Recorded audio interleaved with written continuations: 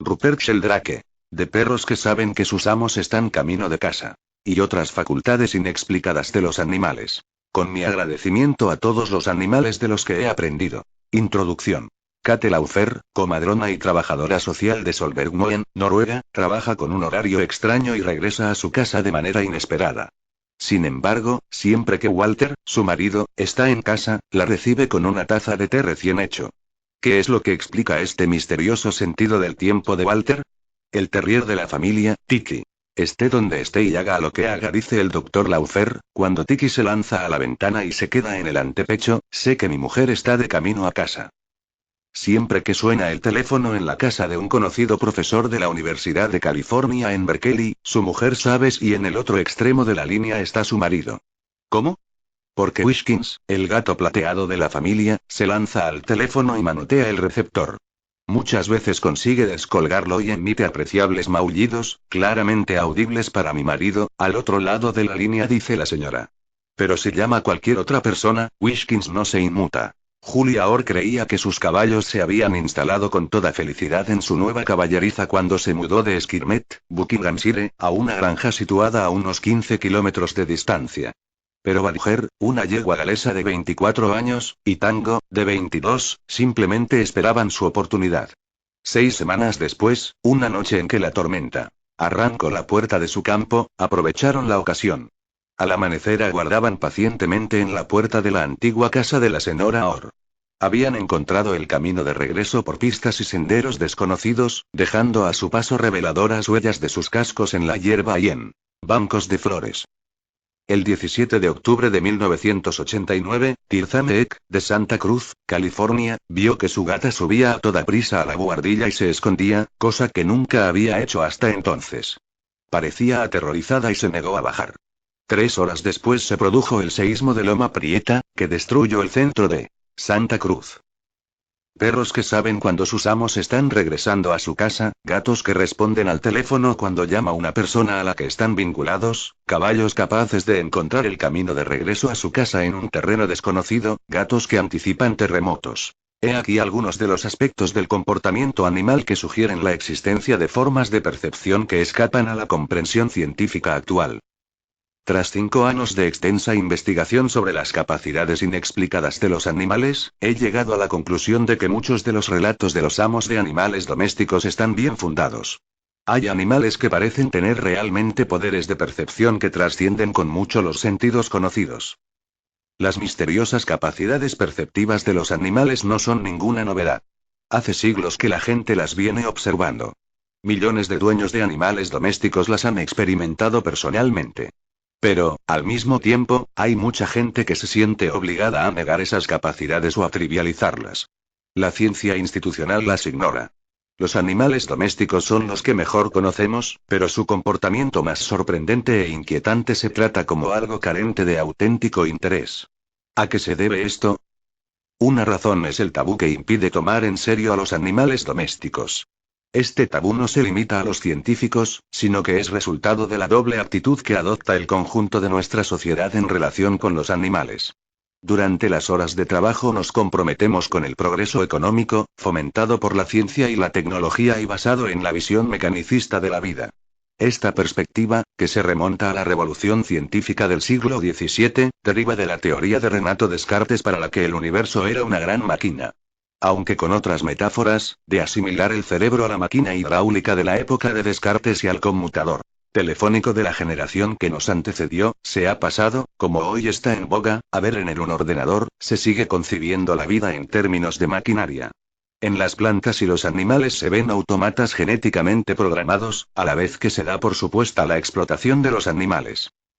Pero, cuando volvemos a casa, nos encontramos con nuestros animales domésticos, que no pertenecen a la misma categoría que el resto de los animales. El mantenimiento de animales domésticos se circunscribe al ámbito privado o subjetivo. Las experiencias con animales domésticos se han de sustraer al mundo real cujo objetivo.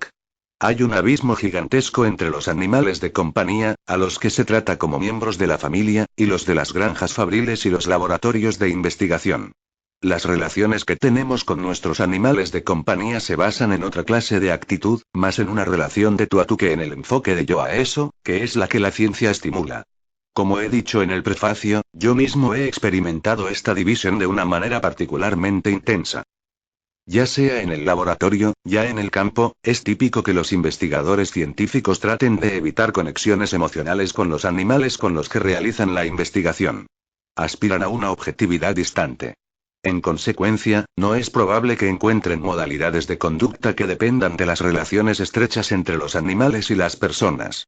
En este terreno, los amaestradores de animales y los amos de animales de compañía suelen tener mucho más conocimiento y experiencia que los investigadores profesionales del comportamiento animal, a menos que estos sean también amos de animales domésticos. El tabú que impide tomar en serio los animales domésticos es solo una de las razones por las que la ciencia no ha prestado atención al fenómeno que analizo en este libro. Otra es el tabú que impide tomar en serio fenómenos paranormales. No se llama paranormales a estos fenómenos en el sentido de Hallen de lo normal porque sean raros o excepcionales. Algunos son incluso muy comunes. Se les llama paranormales porque no se los puede explicar en términos científicos convencionales. En efecto, no se adecuan a la teoría mecanicista de la naturaleza. Investigación con animales domésticos. La riqueza de la experiencia con animales entre amaestradores de caballos y de perros, veterinarios y dueños de animales domésticos se considera en general como anecdótica. Tan a menudo ocurre esto que he averiguado el origen de esta palabra y he descubierto su significado. Viene de las raíces griegas anmasécdotos, esto es, no publicadoc.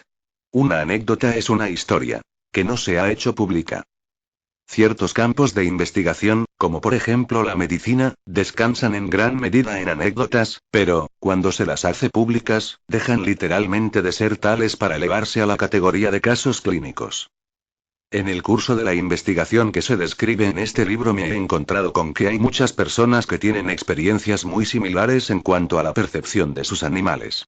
Y cuando las informaciones de tanta gente apuntan de manera independiente a patrones coherentes y repetidos, las anécdotas se convierten en historia natural. Como mínimo, se trata de una historia natural de que cree la gente acerca de sus animales. El paso siguiente es averiguar si estas creencias tienen o no fundamento. Por eso la investigación experimental constituye un aspecto esencial de esta indagación.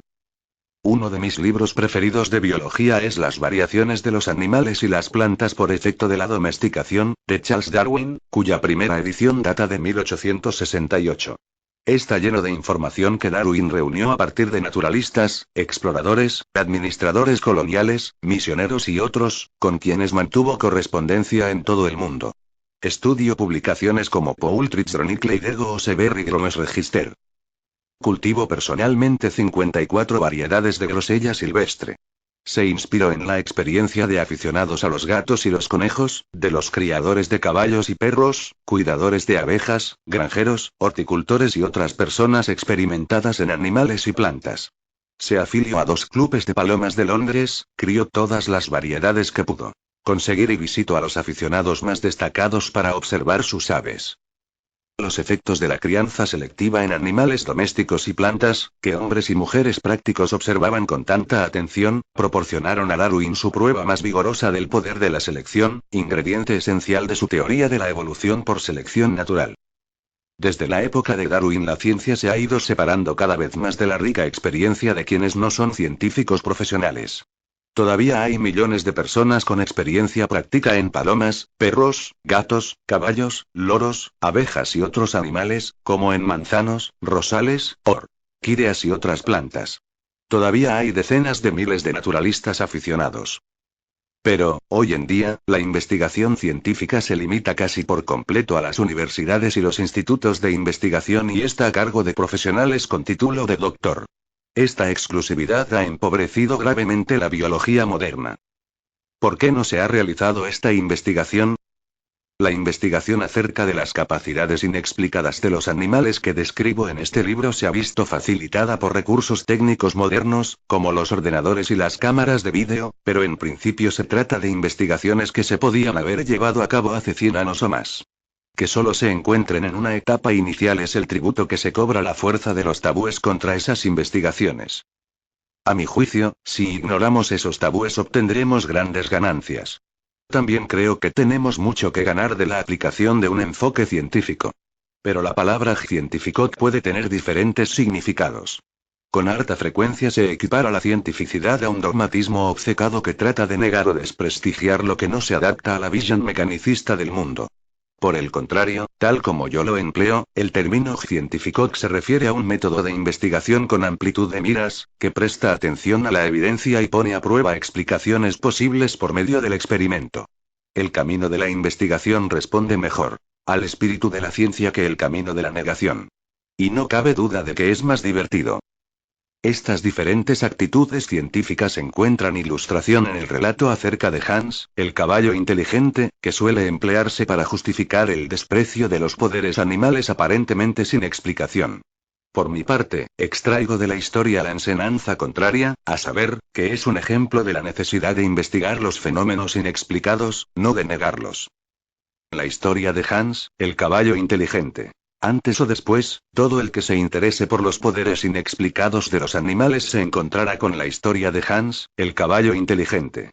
Para los científicos, esta historia cumple la función de advertirnos que hemos de ser prudentes. A comienzos del siglo XX hubo en Berlín un caballo, conocido como Hans, el caballo inteligente, del que se decía que era capaz de realizar operaciones matemáticas, leer alemán y deletrear palabras alemanas. Respondía golpeando con el casco. Su entrenador, Herr von Osten, ex profesor de matemáticas, estaba convencido de que Hans tenía capacidades mentales que se consideraban exclusivas de los seres humanos. El caballo causaba sensación y se hicieron múltiples exhibiciones dedicadas a profesores, oficiales del ejército y otros públicos. Las habilidades de Hans, el caballo inteligente, fueron estudiadas por el profesor C. Stumpf, director del Instituto de Psicología de la Universidad de Berlín, y su asistente Otto Pfungst. Encontraron que el caballo podía responder correctamente solo cuando la persona que preguntaba conocía la respuesta y Hans podía verla. Concluyeron que Hans no tenía habilidades matemáticas y no sabía leer alemán. En cambio, leía pequeños movimientos corporales del interrogador, que le hacían saber cuándo había dado la cantidad correcta de golpes con el casco. Esta historia de Hans, el caballo inteligente, se ha utilizado incluso para justificar el desprecio de las habilidades inexplicadas de los animales que se atribuían a sutiles señales y no a poderes misteriosos de ningún tipo que el animal pudiera tener. En resumen, esta historia se ha utilizado para inhibir la investigación, para impedir la indagación antes que para estimularla. Pero extraer esta conclusión de la historia de Hans, el caballo inteligente, no hace justicia a las investigaciones de Stumpf y Pfungst.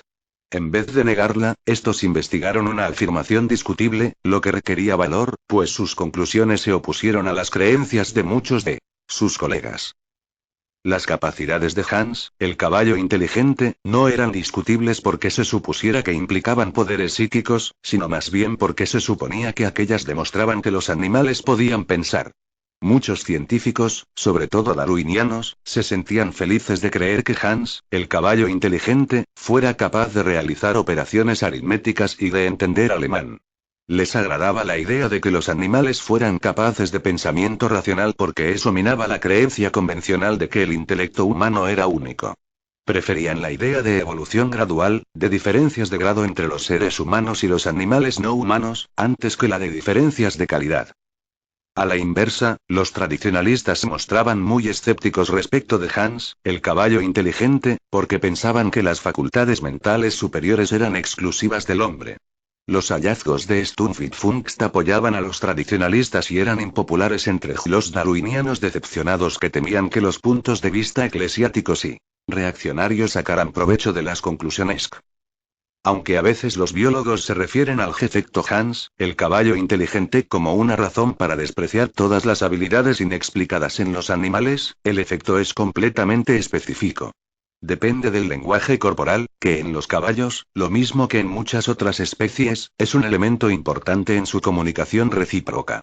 Si un animal puede responder a un ser humano cuando éste se halla fuera de su visión, eso no ejemplifica el efecto Hans, el caballo inteligente, sino que requiere otra explicación. En el curso de la investigación sobre los poderes inexplicados de los animales domésticos he descubierto que la mayoría de los amaestradores de animales y de los dueños de animales domésticos son muy conscientes de la importancia del lenguaje corporal. Pero, en cualquier caso, muchos de los fenómenos que aquí analizo, como la evidente capacidad de los animales Para saber cuándo sus amos están regresando a casa, no pueden explicarse en términos del efecto Hans, el caballo inteligente. Un animal no puede leer el lenguaje corporal de una persona que está a muchos kilómetros de distancia. 3 tipos de perceptividad inexplicados. En este libro analizo 3 grandes categorías inexplicadas de perceptividad en los animales: la telepatía, el sentido de la orientación y las premoniciones. 1. Telepatía. Empiezo con la capacidad de algunos perros, gatos y otros animales para saber cuándo sus amos están de camino a su casa. En muchos casos, las anticipaciones que los animales realizan del regreso de las personas resultan completamente inexplicables en términos de hábito, señales de la gente de la casa o audición de la aproximación de coches cuyo ruido les es familiar.